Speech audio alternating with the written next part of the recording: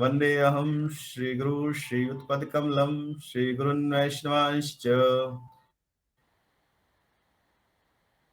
श्रीरूपं साग्रजातं सहगणा रघुनाथान्वितं तं परिजष्णुपादान् सहगण ललिता श्रीविशाखाश्च नमो विष्णुपादाय भागवत प्रियात्मने भक्ति केवल प्रेष्ठाय गुरुवर्गानुगामिने भक्ति सुंदर सन्यासी नामने भक्ति रूपिणे गौड़िया शास्त्र गौरांग ख्याति प्रकाश कीर्तये नमो वृंदाय तुलसी देव्याय प्रियाय केशवस्य च कृष्ण भक्ति प्रतिदेवी सत्यवत्ते नमो नमः तप्त कांचन गौरांगी राधे वृंदावनेश्वरी वृषभानुसुते देवी प्रणमामि हरिप्रिये हे कृष्ण करुणा सिंधु दीनबंधु जगतपते गोपेश गोपिका कांत राधा कांत नमस्तुते नमो महावदन्याय कृष्ण प्रेम प्रदायते कृष्णाय कृष्ण चैतन्य नामने गौरतिवेशे नमः अजानुलंबित भुजो कनकावदातो संकीर्तनैक पित्रो कमलायताक्षो विशंबरो द्विजरो युगधरम पालो वंदे जगत्प्रिय करो करुणावतारो वाञ्छाकल्पतरुभ्यश्च कृपा सिन्धुभ्येव च पतितानां पावनेभ्यो श्री वैष्णवेभ्यो नमो नमः। सकल वैष्णव वृंद और गौड़िया गुरुवर कथा से हम लोग अपनी चेतनामृत का शुभारंभ करने जा रहे हैं। हमारे प्रिय ठाकुर जी और हमारी प्रिय ठाकुरानी राधा रानी हम सब पर अपनी कृपा दृष्टि बनाए रखें, जिससे जो हम चैतन्य प्रभु की चैतन्य चरितामृत का हम लोग श्रवण करते हैं, उससे हमें ठाकुर जी की शुद्ध भक्ति प्राप्त हो और ठाकुर जी का शुद्ध कृष्ण प्रेम प्राप्त हो। चैतन्य महाप्रभु का प्रेम प्राप्त हो। इसी अनुसार बोलिए, चैतन्य उच्चारण कीजिए। वंदे गुरुनीश भक्तानीशम ईश अवतारकान् तत्प्रकाशांश तशक्ति कृष्ण चैतन्य संज्ञकम् वंदे श्री कृष्ण चैतन्य नित्यानंदो सोहितो गुणोदय पुष्पवंतो चित्रोषंदो तमनुदो यद्दैतं ब्रह्म उपनिषदि तत्पस्य तनुभा यात्मान्तर्यामि पुरुस्कृति सोऽस्यांश विभव षडेश्वरे पूर्णो यह भगवान सा स्वयं न चैतन्यात् कृष्ण जगति प्रतत्तं परिमिह अनर्पित चरिम चिरात करुण्यावतीर्ण कलो समर्पितुम उन्नतोज्ज्वल रसाम स्वभक्ति श्रियम हरि पुरट सुंदर दिदि कदम्ब संदीप्तः सदा हृदय कंदरे सप्रतु शचिनंदना राधा कृष्ण प्रणय विकृति हल्लादनी शक्ति रस्माद एकात्मानव अपि भुवि पुरा देहे भेदम गततो चैतन्याख्यम प्रकटमधुना तद्वयं चैक्यमाप्तम राधा भावति सुललितम नौमी कृष्ण स्वरूपम श्री राधाय प्रणय महिमा कृदिशो वानिमस येन अद्भुत मधुरिमा कृदिशो मदीय सौख्यम स्यं भक्ति लोभात तद्भाड्य समजनी शचिर गर्भ सिंधु हरिंदु भारत और बोशाई शेषच यशंस्करा स नित्यानंद रामाशरणमस्तु मायातीते व्यापी वैकुंठ लोके पूर्ण ऐश्वर्य श्री चतुर्व्यूह मध्ये रूपम यस्य भाति संकर्षणख्यम तम नित्यानंद रामं प्रपद्ये माया भर्ता जांड संघाष्यांक्षेते साक्षात कांडबोधि मध्ये यस्य कांश श्री कुमानदि देवस्वम श्री नित्यानंद रामं प्रपद्ये यस्यांश अंश श्रील गर्भोदशाई अन्नाभ्याम लोक संघातनालम लोक सृष्टि सुतिका धाम धातु स्तम श्री नित्यानंद रामं प्रपद्ये यस्यांशांश अंश परात्मा अखिलानां पोष्टा विष्णुर्भाति दुग्धविशायी खाणी भर्ता यत्कलासो अपि अनंतस्तम श्री नित्यानंद रामं प्रपद्ये महाविष्णु जगत्कर्ता माया सृजत तस्यावतार एवं अद्वैताचार्य ईश्वर अद्वैतम हिरण्याद्वैताचार्यं भक्ति संशनाथ भक्तावतारमीशं तम अद्वैताचार्यम् आश्रये पंचतत्वात्मकं कृष्णं भक्तरूप स्वरूपकं भक्तावतारं भक्ताख्यां नमामि भक्तशक्तिकं जयतां श्रुतो पंगुर्मम मंदमतिर्गति मत्सर्वसंपदां भुजो राधा मदन मोहनो दिव्यद्वृन्दारण्यं कल्पद्रुमात् श्रीमद्रत्नागर सिंहासनस्थौ श्री राधाशील गोविंद गोपी गोपीनाथ अस्तु न। इसी के साथ अभी हम लोगों ने चैतन्य चरितामृत का मंगलाचरण श्रवण किया। हमारे बीच में भक्ति सार महाराज पटना से जुड़ चुके हैं। हरे कृष्णा महाराज, दंडवत। मैं महाराज से निवेदन करता हूँ अभी क्लास का संचालन वो करें। महाराज दंडवत। दंडवत महाराज जी। हाँ, दंडवत महाराज जी। वंदेहम शिखरौ सीतपदकमलम श्री गुरुन् वैष्णवांश्च श्री रूपम साग्रजातम सहगण रघुनाथं नितं तं सजीवं साजतं सावधूतं परिजन सहितं कृष्ण चैतन्य देवं श्री राधा कृष्ण पादान सहगण ललिता श्री विशाखान्वितं गुरुपाद पद्मों की कृपा आशीर्वाद वरण करके गौड़ीय मिशन पूरा विद्यापीठ परिचालित श्री चैतन्य चरितामृत क्लास का अगला कथा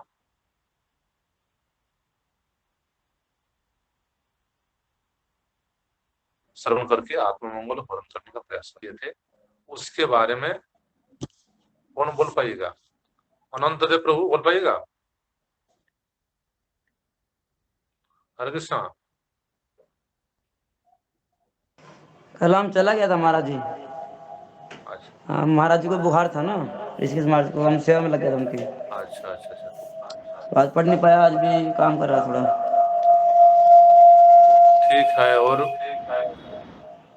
कौन बोलेंगे? महिला भक्त लोगों में से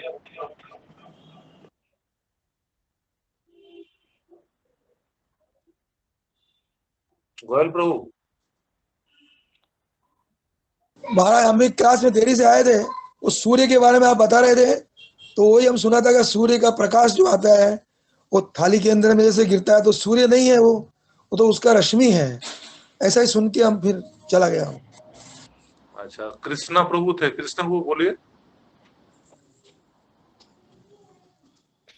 हाँ, तो कल माया तत्व के बारे में बोला है आपने। जो कुछ भगवान को छोड़ के देखते हैं वो माया है।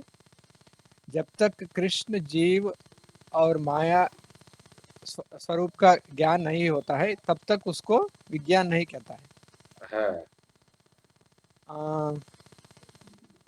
भगवान स्वरूप तत्व है। स्वरूप तत्व का भिन्न वही माया है। जगत का आनंद को मायिक वैभव कहते हैं। माया और मायिक वैभव के बारे में आप बोला है कल। और दो तरह के होते हैं ना माया। एक उदाहरण दिए थे, उदाहरण जैसे सूर्य और सूर्य का जो आभास और तमो, इसके बारे में कौन बोल पाइएगा? आप छोड़ के दूसरे कोई बोलिए। यथाभास यथा तमो, भगवान सूर्य सदृश है और अंधकार और आभास क्या है, इसके बारे में कल बोले थे।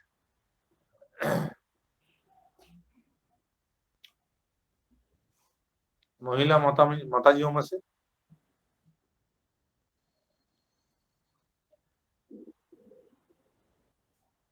हरे कृष्णा।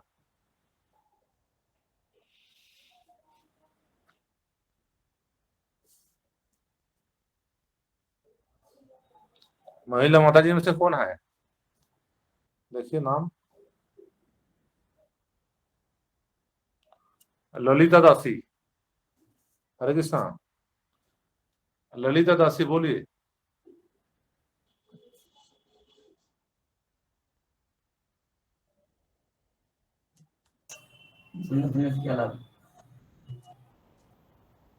नेहा जायसवाल है। नेहा जायसवाल बोलिए।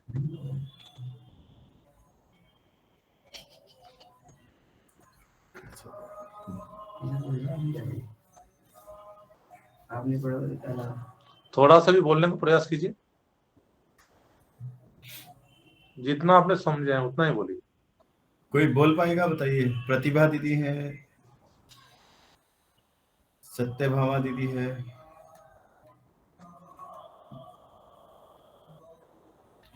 नहीं महाराज, लगता नहीं कोई बोल पाएगा। हरे कृष्णा, दंडवत प्रणाम। दंडवत कल मैं आई नहीं थी। जी जी जी। हाँ? नहीं महाराज, कोई बोल नहीं पाएगा लगता मुझे। दोबारा समझा दो उसको। महाराज जी एक बार दोबारा समझा दीजिए। पिछले श्लोक में सुने थे ना, हृदयर्थम जब प्रतीयत्म च प्रतीच आत्मनि तद विद्या आत्मनं मायां यथा भासो यथा तमः। अर्थात स्वरूप तत्व से बाहर, स्वरूप तत्व से भिन्न तत्व का नाम ही माया है। स्वरूप तत्व अर्थात भगवत तत्व, भगवान को छोड़ करके दूसरे वस्तु का नाम ही माया है। स्वरूप तत्व भगवान है और भगवत तत्व छोड़ करके जो भी तत्व है उसको माया कहते हैं। तो माया का दो रूप दिखाया गया है। यहाँ सूर्यों के साथ तुलना किया है, सूर्य भगवान का सदृश, और माया क्या है? एक आभास और एक तमो। जिस तरह से नित्य गोलोक वृंदावन में जहाँ सूर्य का प्रकाश पड़ता है, वे सूर्य ज्योतिर्मंडल वे भगवान के चित्तधाम है। और जहाँ सूर्य का प्रकाश नहीं पहुंचता है, सूर्य का पहुंच से बाहर है, उसको आभास कहते हैं। जैसे सूर्य का प्रकाश कोई जलाशय में, कोई आयना में, या कोई थाली में, या थाली में पानी रखा है वहां पड़ता है, तब वह रिफ्लेक्शन होकर के, प्रतिबिंबित होकर के दूसरी जगह पड़ता है, उसको बोलते हैं आभास। अर्थात जहां सूर्य नहीं पहुंच रहे हैं, सूर्य के पहुंच से बहुत दूर की वस्तु, उसको बोलते हैं आभास। और तमो, जहां सूर्य का प्रकाश पहुंचता ही नहीं है, जहां अंधेरा है, वो तमो है। अर्थात आभास और तमो दोनों ही माया ही, क्योंकि वहां पर भगवान का ज्योतिर्मंडल, भगवान का कोई प्रकाश, कोई ज्योतिर्मंडल, कोई ज्योति प्रकाश नहीं पहुंचता है, वह माया ही है। तो इस तरह से कल हम लोग श्रवण किए थे, भगवान को छोड़ करके जगत में जितने भी वस्तु दिखाई देता है, ये सारी वस्तु माया। और माया दो तरह का, यथाभास यथातम, एक आभास रूप और एक तमो रूप, हम लोग कल श्रवण किए थे। अर्थात भगवत स्वरूप तत्व से पृथक रूप में प्रतीत होने वाला ही माया तत्व है, और उस माया तत्व के संबंध से माया शक्ति के वश में होने वाला जीव है। माया तत्व जो है भगवत तत्व से इतर, स्वरूप तत्व से आलादा अलग तत्व ही माया तत्व है, और उस माया के वश में जीव हो सकता है, जीव माया वश हो सकता है। माया का भी इतना चमत्कार है, इतना आकर्षण है, जीव माया के वश में आ सकता है। और जीव के जो भोग है, जोड़ भोग है, जीव का भोग वस्तु के बारे में विचार किया है। अर्थात भगवान को छोड़ करके माया में भी एक तरह से आपातरण्य वस्तु है, कुछ समय के लिए आनंद सुख देने वाली वस्तु है। इसलिए जीव को मोहित करके, चमत्कार दिखा करके माया अपने कवल में, अपने जंजीर में फंसा सकती है। कल हम लोग इसके बारे में ही श्रवण किया था। अर्थात भगवान को छोड़ करके जो भी वस्तु का अनुभव होता है, जो भी वस्तु दिखाई देता है, ये सारे वस्तु माया है। और उस माया के द्वारा जीवात्मा, जीव उसके बस में हो सकता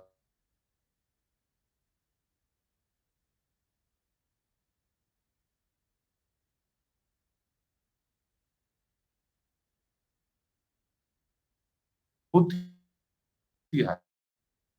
उस माइक सुख को देख करके जीव उसमें आकर्षित हो जाता है और माया के अधीन में पड़ करके अनादिकाल तक जन्म जरा मृत्यु 84 लाख योनियों के भ्रमण में भ्रमण करता है। इसलिए माया बस जीव है। यद्यपि माया भगवान से अलग है। भगवान सूर्य सदृश, माया अंधकार। और जहां माया वहां सूर्य का, वहां भगवान के कोई भी प्रभाव नहीं होता है। इसलिए माया को अंधकार कहा गया है। तो उस अंधकार में भी भगवान ने माया को इतना शक्ति प्रदान किए हैं कि उस माइक जगत में, उस माइक संसार में भी माइक आनंद है, जड़ आनंद है। जिस जड़ आनंद में जीव भ्रमित होकर के, आकर्षित होकर के उस माया की चमत्कार में मोहित हो सकता है। जैसे मायाबद्ध जीव अनादिकाल से भगवान को भूल करके माइक आनंद में, जड़ आनंद में, भौतिक आनंद में बिल्कुल डूबा हुआ है। हम लोग कल के श्लोक में यही सुना था। समझ में आया प्रभु जी? वेल प्रभु, हरे कृष्णा। हमारा थोड़ा समझ में आया। अच्छा, और अगले जो चलेंगे ना, चैतन्य भीतर चैतन्य चरितमृत के अगले जितना बढ़ेंगे तब तो माया के बारे में, भगवान के बारे में और डिटेल्स होगा। यहाँ तो केवल दिग्दर्शन दिया गया है। इसके बाद अगला श्लोक, अगला श्लोक है श्लोक की भागवतम है। ये स्वयं भगवान नारायण ने ब्रह्मा को ये बताया कि चतुर्थ श्लोक की भागवत में क्या है। हम लोग प्रथम श्लोक में सुने थे, अहम एवासम एवाग्रे। इस श्लोक में भगवत तत्व, भगवत स्वरूप, भगवान के नाम, रूप, गुण, लीला क्या है, इसके बारे में प्रथम श्लोक में सुने थे। और द्वितीय श्लोक में हम लोग सुने कि भगवत स्वरूप के बाहर जो कुछ भी दिखाई देने वाला तत्व है वो ये माया तत्व है। और उस माया तत्व में जीव मोहित होकर के भगवान को भूल जाता है और माया आनंद को ही है अपना आनंद, माया को ही अपना समझ लेता है और इसी में जीव अनादिकाल तक भ्रमित रहता है। ये दूसरा श्लोक इस तरह से। इसके बाद तीसरा श्लोक, तीसरा श्लोक है 55 नंबर श्लोक। जब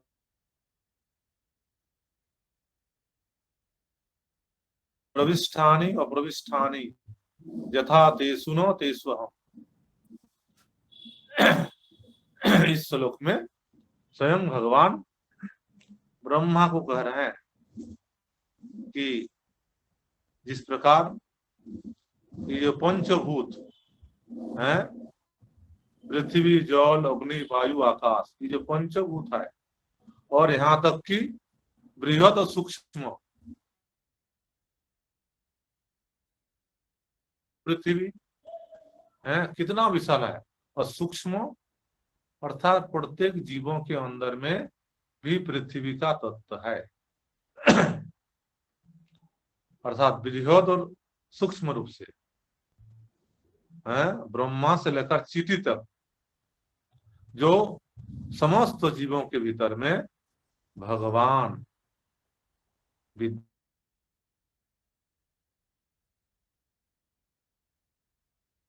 से साक्षी रूप से, वही बता रहे हैं यथा महांति भूतानि, जितने महांत है अर्थात जितने बृहद जीव है महांत, और जितने सूक्ष्म जीव है ये सभी के अंदर में, अर्थात ब्रह्मा से लेकर के छोटे से छोटे इंसेक्ट अर्थात कीटी पर चींटी पर्यंत उसके अंदर में भगवान प्रत्येक जीवों के अंदर में अंतर्यामी रूप से, दृष्टा रूप से, साक्षी रूप से भगवान विराजमान हैं, और बाहर में विराट पुरुष रूप से हैं, बाहर में भी उसी प्रकार भूतमय अर्थात भौतिक जगत में समस्त जीवों में सत्ता आश्रय रूप में स्वयं भगवान के रूप में स्वयं मैं विराजित रहता हूं। इसी तरह से कह रहे हैं कि उसी प्रकार मैं भूतमय जगत में सभी जीवों में सत्ताश्रय रूप परमात्मा के रूप में प्रविष्ट होने पर भी पृथक भगवत रूप में नित्य विराजमान रहता हूं। अर्थात जिस तरह से पंचभूत समस्त देहधारी जीवों के अंदर में 5 भूत है, क्षिति अप तेज मरुद्गम, क्षिति जल पावक गगन समीरा पंच रोचित यदम शरीरा, समस्त जीवों के अंदर में पंचभूत है और बाहर भी पंचभूत बृहत आकार में, जैसे पृथ्वी बृहत आकार में, जल सप्त समुद्र, अग्नि बृहत आकार में है, 49 है अग्नि, 49 पवन, इस तरह से आकाश बृहत जिसके असीम कोई सीमा नहीं है, और यही पंचभूत समस्त प्राणियों के अंदर में पंचभूतों से बना हुआ यह शरीर है। इसी तरह से भगवान भी समस्त जीवों के अंदर में दृष्टा रूप से, साक्षी रूप से, परमात्मा रूप से समस्त जीवों के अंदर में विराजमान है, और फिर भगवान अलग रूप से अर्थात पृथक भगवत रूप में भी नित्य विराजमान होता है। अर्थात समस्त जीवों के अंदर में भगवान बैठते हैं और फिर भगवान अलग रूपों में अपने भक्तों के साथ, अपने पार्षदों के साथ, लक्ष्मी के साथ हैं, समस्त रस के भक्तों के साथ, शांत उदास्य सत्व वात्सल्य मधुर समस्त रसों के भक्तों के साथ अपने नित्य धाम में अलग रूप से भी विराजमान रहते हैं। इसी तरह से भगवान भक्तों का प्रेम का भी विषय है, भक्तों का सेव्य है, आराधक है। अर्थात जिस तरह से पृथ्वी जल अग्नि वायु आकाश ये सभी पंचभूत 5 रूपों में होकर अलग रहते हैं और फिर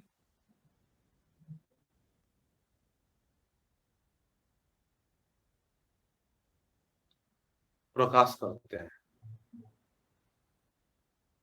उसके उपकरण रूप से समस्त जीवों के भीतर में, समस्त जीवों के भीतर में रहने पर भी बाहर में स्वतंत्र। इसी प्रकार भगवान भी अपने जड़ शक्ति और जीव शक्ति के द्वारा जगत की सृष्टि करके फिर जुगोपथ,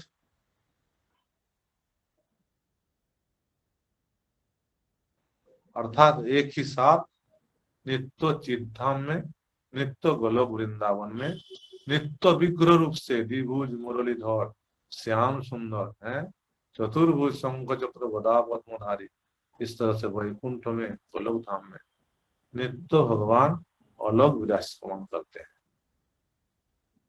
अर्थात एक रूप में समस्त जीवों के दृष्टा साक्षी रूप से, समस्त जीवों के अंदर में जगत की सृष्टि करके हैं, जगत में सर्वव्यापक होकर के रहते हैं, और फिर जुगपथ अर्थात एक ही समय में भगवान अपने चित्तधाम में पूर्ण चिन्मय विग्रह रूप में अपने नित्य गोलोक वृंदावन में वैकुंठ में अपने भक्तों, अपने शक्ति, अपने धाम चिन्मय धाम के साथ नित्य विराजमान करते हैं, रहते हैं।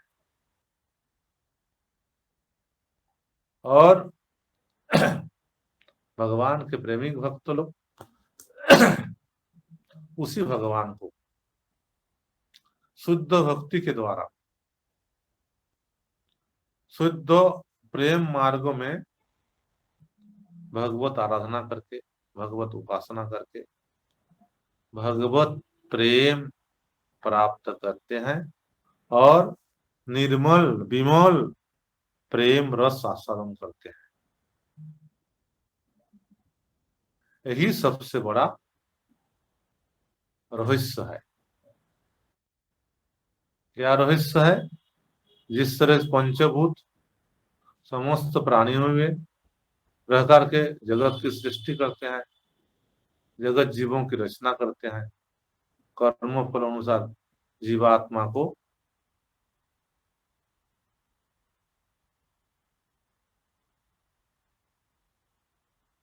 समस्त जीवात्मा के भीतर में है, चीटी से लेकर के ब्रह्मा पर्यंत समस्त जीवों के अंतरात्मा में दृष्टा रूप से, साक्षी रूप से, परमात्मा रूप से विराजमान करते हैं। शुभ अशुभ कर्म फल देने वाला साक्षी रूप से रहते हैं। और वही भगवान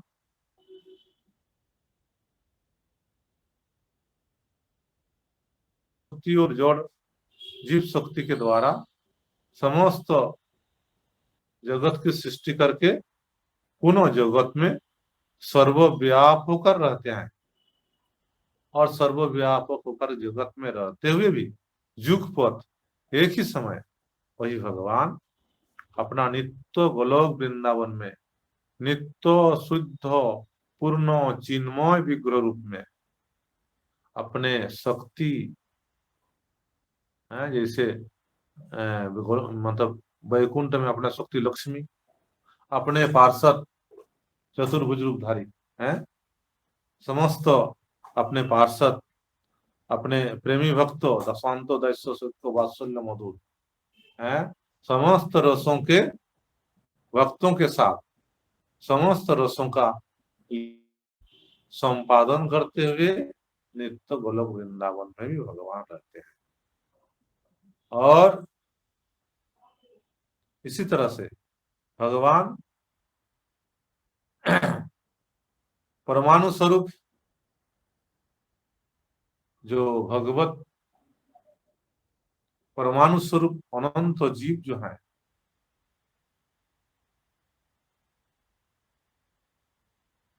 गुरु कृपा से जब परम तत्व को जान लेते हैं और परम तत्व को जान करके गुरु चरणाश्रय लेकर के शुद्ध प्रेम भक्ति मार्ग में भगवत आराधना करते करते भगवत प्रेम का आस्वादन करते हैं। यही सबसे बड़ा रहस्य है। इस रहस्य को स्वयं भगवान ने ब्रह्मा को बोल रहे हैं। अर्थात जिस प्रकार पंच महाभूत आदि है, पंचभूतादि आदि जो पंचभूत है, यह पंचभूत पेड़ पौधा समस्त जीवों में पंचभूत रहता है, पंचभूतों के द्वारा उनका शरीर निर्माण होता है और फिर पंचभूत अलग आकार में बाहर में बृहद आकार में भी विराजमान करते हैं। वैसे ही के कारण अप्रविष्ट रहकर के भी भगवान कह रहे हैं मैं नित्य गोलोक वृंदावन वैकुंठ धाम में अवस्थान रहता हूँ और मैं इस जड़ जगत में प्रविष्ट नहीं होता हूँ। जड़ जगत में अप्रविष्ट होकर के दूर से ही अपने अपने गुणों से उन शरणागत भक्तों के हृदय में स्थित रहता हूँ। जो मेरे शरणागत भक्त हैं, जो शुद्ध भक्ति के द्वारा मेरा भजन करते हैं, उन भक्तों के हृदय में मैं निरंतर विराजमान रहता हूँ और इस जगत में भगवान अपने इच्छन के द्वारा ही अनंत कोटि जीवों का ब्रह्मांड की सृष्टि करते हैं, जीवों की सृष्टि करते हैं। और जो शरणागत भक्त हैं उनके हृदय में प्रकाशित होकर के उनको स्वाभाविक प्रेमानंद प्रदान करते हैं। अर्थात शरणागत भक्तों के अंतःकरण में भगवान दर्शन दे करके मैं उन शरणागत भक्तों के हृदय में स्वयं समस्त प्रकार के प्रेम प्रदान करता हूँ। जो जैसे भक्त है शांतोदय शुक्र वात्सल्य मधु, और वैसे मेरे शरणागत भक्त उनके नेत्र को अपने सौंदर्य दिखलाने के लिए, जो भक्त लोग होते हैं, भक्त लोग आंखों से भगवान के रूपों को, सौंदर्य को देखते हैं और भगवान वैसे प्रेमी भक्तों के आंखों के द्वारा अपना दिव्य स्वरूप दर्शन कराते हैं। और जो भगवान के शरणागत भक्त हैं वैसे शरणागत भक्तों के नासिका में, नाक में अपने अंगों की सुगंधी विस्तार करते हैं और जो निरंतर भगवत प्रसंग में डूबे रहते हैं वैसे भक्तों के साथ भगवान निरंतर कथक कथन वार्तालाप करते हैं और जो निरंतर भगवत कथा में डूबे रहते हैं उनके कानों में अपनी मधुर स्वर रूपी अमृत लहरी उनके कानों में उड़ेल देते हैं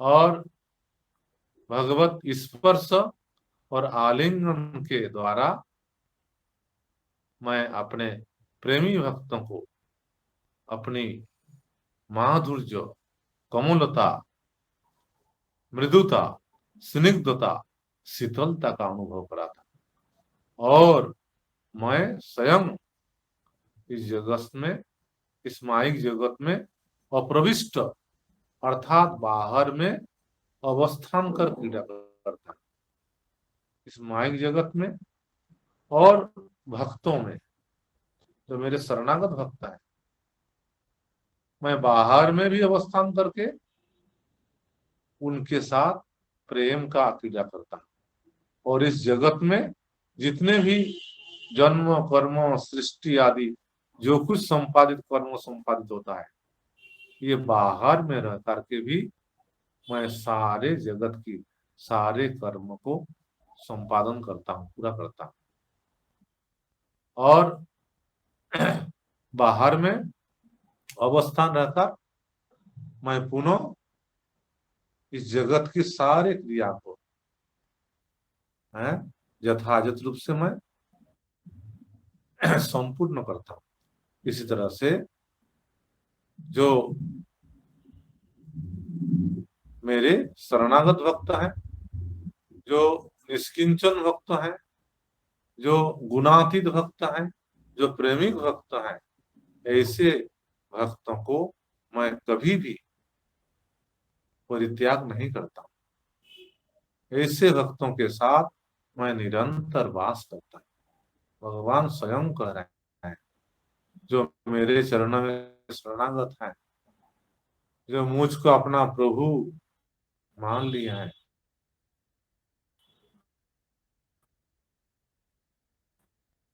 और निरंतर मेरे सुखानुसंधान में से मैं कभी नहीं करता, भक्त के साथ मैं रहता हूँ। इस तरह से भगवान कहे हैं पुराणों में, अहं तिष्ठामि वैकुंठे नच योगिनां हृदये यत्र मद भक्ति गायन्ति तत्र तिष्ठामि नारद। अर्थात मैं न वैकुंठ में रहता हूँ, न लक्ष्मी के पास रहता हूँ, न मैं सृष्टि आदि कर्म करता हूँ, लेकिन शरणागत भक्तों में मुझको सुख विधान करने के लिए मेरे सेवा में पूर्ण रूप से लगे हुए हैं, वैसे भक्तों के साथ मैं निरंतर निवास करता हूँ, रहता हूँ। इसलिए उन भक्तों के भीतर और बाहर में परमासक्ति सहित मेरा नित्य विलास होता है। तुम्हार जे शुद्ध भक्तो तुम्हार से अनुरक्तो मुक्ति मुक्ति तुच्छ करी जाने।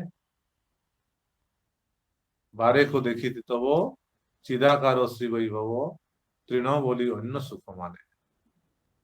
भगवान कह रहे हैं, जो भक्तों जिन्होंने मेरे सुख के लिए है अपना सुख, भुक्ति मुक्ति, भोग की वांछा, मोक्ष की वांछा है, संसार सुख की सारे स्प्रिया इच्छा को त्याग कर दिया है और निरंतर मेरे सेवा में, निरंतर मेरे भक्ति में मुझको प्रसन्नता करने के लिए मेरे सेवा में लगा हुआ है।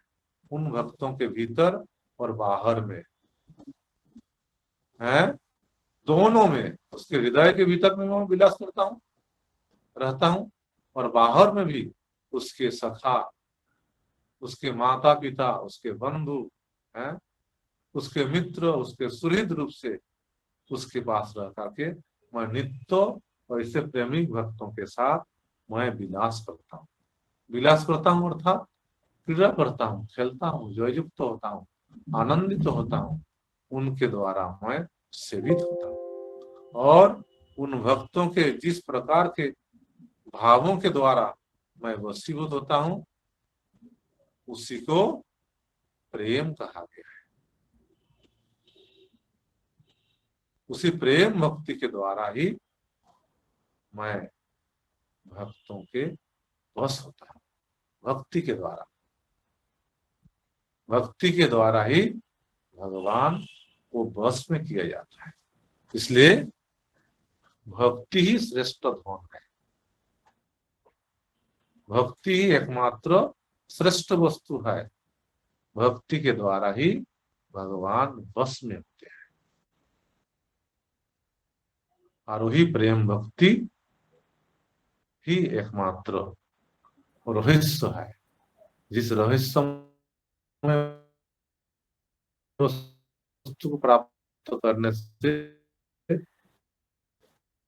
जीवों की सारा अभाव समाप्त हो जाता है। जिगम जग स्यात् सर्वत्र सर्वदा। यहाँ पर स्वयं भगवान ने ये तीसरा नंबर श्लोक सुना हम लोग। अब चौथा नंबर श्लोक, चतुर्थ श्लोक की भागवत, तो भागवत के चौथा नंबर श्लोक, तीसरा नंबर श्लोक में हमने सुना यथा महांति भूतानि में, अर्थात इस श्लोक में जीव और जोड़ से भगवत तत्व का अचिंत भेदाभेद होने पर भगवान का नित्य स्वरूप में पृथ्वी का उनके चरणों का आश्रय जो हम लोग सुना। इसके बाद अगला श्लोक सुन रहे हैं, जो सुन रहे हैं हम लोग, आत्म तत्व के जिज्ञासु व्यक्ति, आत्म तत्व के जिज्ञासु व्यक्ति मेरे स्वरूप का डायरेक्ट और इनडायरेक्ट अर्थात अन्य व्यतिरेक क्रम से अथवा विधि निषेध के द्वारा विचार करके जो वस्तु सदा सर्वदा नित्य है उस विषय में ही परिप्रश्न करते हैं, पूछते हैं। अर्थात आत्मतत्व जिज्ञासु वे लोग सीधे या घुमा करके इस विषय में विचार करते हैं। कौन विषय में? जो वस्तु सर्वदा सर्वत्र नित्य है, उस विषय का विचार करते हैं, उस विषय का अनुसंधान करते हैं। आत्मतत्व वस्तु, जड़ वस्तु, अचेतन वस्तु, मायिक वस्तु, इनके बारे में कोई जिज्ञासा नहीं करते हैं। आत्मतत्व व्यक्ति एकमात्र जिज्ञासा करते हैं, पूछते हैं तो एकमात्र नित्य शाश्वत वस्तु का ही बारे में पूछते हैं, जो वस्तु सर्वत्र सर्वदा नित्य है। अर्थात जिसका है मतलब भूत भविष्य वर्तमान नहीं है, जो नित्य है, जिसके पास में, जिसके अंदर में ये काल विचार ही नहीं है, जो सर्वत्र सर्वदा नित्य है, उसी सर्वत्र सर्वदा नित्य वस्तु का ही अनुसंधान करते हैं। अर्थात सर्वत्र सर्वदा नित्य वस्तु स्वयं भगवान है। और तत्वज्ञानी लोग, आत्म तत्व जिज्ञासी लोग उसी सर्वत्र सर्वदा नित्य वस्तु का ही रिसर्च करते हैं, उसका ही अनुसंधान करते हैं। अर्थात प्रेम रहस्य जिस उपाय से प्राप्त होता है, अर्थात भगवत प्रेम जिसके द्वारा प्राप्त होता है, उसका नाम साधन भक्ति है। प्रेम, भगवत प्रेम जिस उपाय से अर्थात जिस साधन से प्राप्त होता है, उसका नाम है साधन भक्ति। इसलिए तत्व जिज्ञासु